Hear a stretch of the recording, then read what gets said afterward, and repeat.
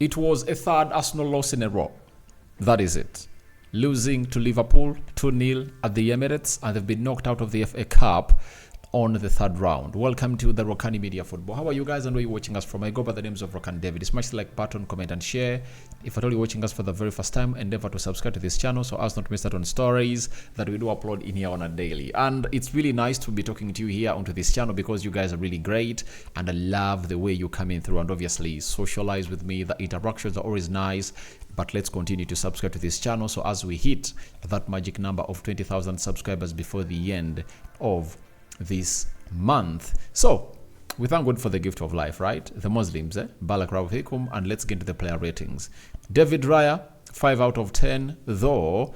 Sorry, Aaron Ramsdale, I'm going to give him, by the way, a 6.5 out of 10 because he made a couple of saves, and you remember that pass, long-range pass that he really released to gate Reece Nelson. Reece Nelson got off the goalkeeper and couldn't really score that goal, and Arsenal never had enough bodies into the 6 yards box area of Liverpool at the first half. I think it was around the second minute of the game, and Ramsdale showed us that he is really improving at certain attributes or aspects that Mikel Arteta thought he couldn't be good at. That is Aaron Ramsdale, 6.5 out of 10. We go to Benjamin White. I'm going to give him a 4.5 out of 10.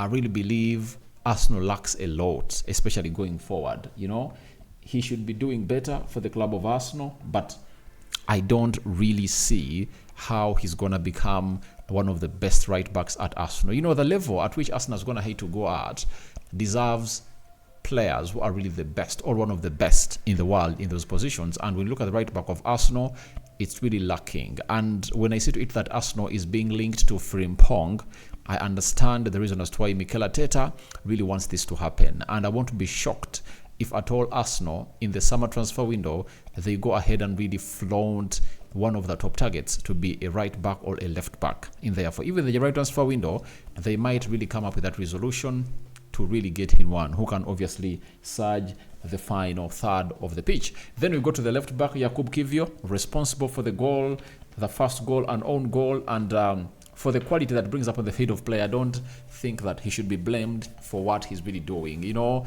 we've seen very many players, Nemanja Vidic, scoring in their own net, and I think this is the very first time I was going to have to score an own goal at Arsenal, and I'm giving him a 4 out of 10 as Jakub Kiwior. The central defense, Saliba, he takes a 6 out of 10 for me. I think really had a very good job to do, and he really went ahead to close down very well. Then Gabriel Magalhaes, he goes for a 5 out of 10. Then in the central midfield, Jorginho, he takes a 5.5 out of 10. I think he did his role very well, and he shielded that back for very well. Passing was really okay, but the front three of Arsenal went ahead to let down the team of Arsenal. That is it. By the way, today, all the departments of Arsenal were at full functioning. But what happened later? It was the front three that really went ahead, known to really give it a go and make their chances count. That was the problem. So I'm giving this guy a 5.5 out of 10. Declan Rice, I'm going to get him a 6 out of 10. I think really put up a show onto that game, and went ahead to obviously show us exactly what is there. And I don't know why people are really saying that Arsenal is missing Thomas Partey. I think the energy that this guy brings up is really better than that of Thomas Partey, though the fact is I would love to see Declan Rice playing with Thomas Partey in the midfield. That is it. And that's why I told you that Arteta should think of shifting from a 4-3-3 to a double pivot of 4-2-3-1. And that double pivot should be really one of those that will exonerate Arsenal in the way they play. That is it. So, Declan Rice, a 6 out of 10. Kai Havertz, a 5.5 out of 10 for me. Found himself in better chances to shoot. Sorry. Let's go to Martin Odegaard. Odegaard, I'm giving him a 5. I think he's playing well, but he's not doing enough. He hit the post in the first half, but I think there is something wrong with the chemistry of the front three of Arsenal and the midfield. They don't connect very well. Is it because of the selfishness of the front three of Arsenal? God knows. But Odegaard takes a 5 out of 10 from me into that game. Then we go to the front three. Bukayo Saka, close to 3 chances for him to obviously kill off the game, but he couldn't.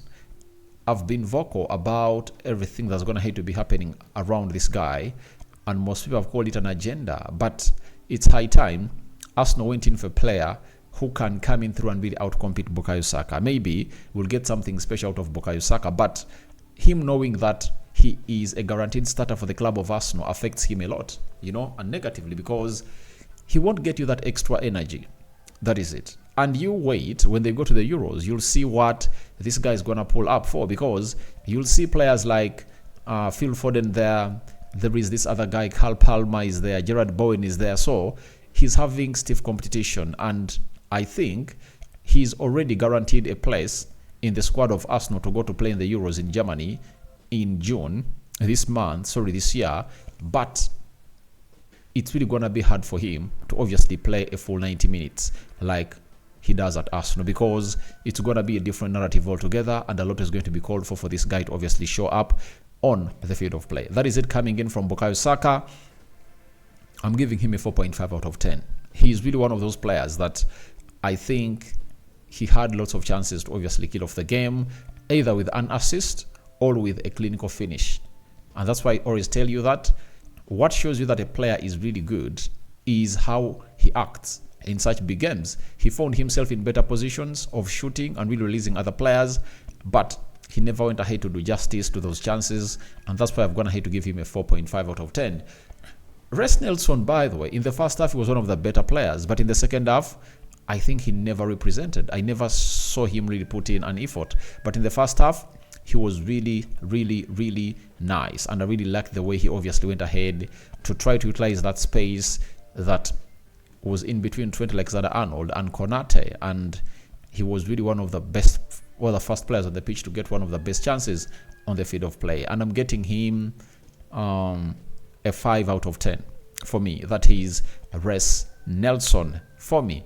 Then we go to Kai Havertz, who led the line. He takes a 5 out of 10. Had some chances, played very well, but I've always told you the problem of Arsenal. They don't create chances for their number 9s, and these number 9s need those chances. Like you saw how they went ahead to create a chance for Kai Havertz when he was playing into that forward position against Brighton, and he went ahead and obviously had a clinical finish. So those are chances we're talking about. You need to come in and obviously create penalty box chances for your number 9. If you don't create penalty chances for your number 9, then it won't obviously go on well. A lot will be needed. So that's what we talk about. We talk about when we really mention creating chances for the number 9s of Arsenal. So when we go to the substitutes, there came on Trossard. I'm going to give him a 4.5 out of 10. Eddie Nketiah came up on the field of play. He takes a 4 out of 10. For me, Emily Smith-Rowe, 4.5 out of 10. Who else came on? Let me check. Who else came on as Arsenal really went ahead to lose at the Emirates? They pushed for the equalizer, but it ended up costing them a second goal. And he took off, I think, 3 players. 4. Who was the 4th player that came on? Martinelli Gabriel. Oh, for Martinelli, I've always addressed his issue here. I've always told you that this guy has always gone ahead to really put up a lot of chances away. I think that's what we call blowing chances, and you saw to it that when he came in through, he runs towards the byline, he's predictable, and you see to it that one of the most deficient right backs in the world when it comes to the defensive aspect of his game is none other than Trent Alexander-Arnold. But if Trent has not seen this guy go past him, then there is something fishy about that. So after that, let's go to the manager, Mikel Arteta. I'm going to give him a 3.5 out of 10. I think would have gone ahead to do better onto that bench, especially when it came to making substitutions. So my man of the match, by the way, I'm going to give it Aaron Ramsdale. That is it. But Saka, Martinelli, they need to pull up their socks if Arsenal is to do anything special this season. You saw to it that when Jesus was away, Arsenal lacked another dimension of play. And this is what I tell you, that there is the way he lifts up this team when he's playing for Arsenal. His absentia has been felt, he's having an injury, and it's the next story we are coming up with onto this channel. Rokani David is my name. I sign out for now. See you later. The Muslim is Barakallahu Fikum. Your player ratings for every player that went ahead to feature into this game of Arsenal are welcome in the comment section below. We out.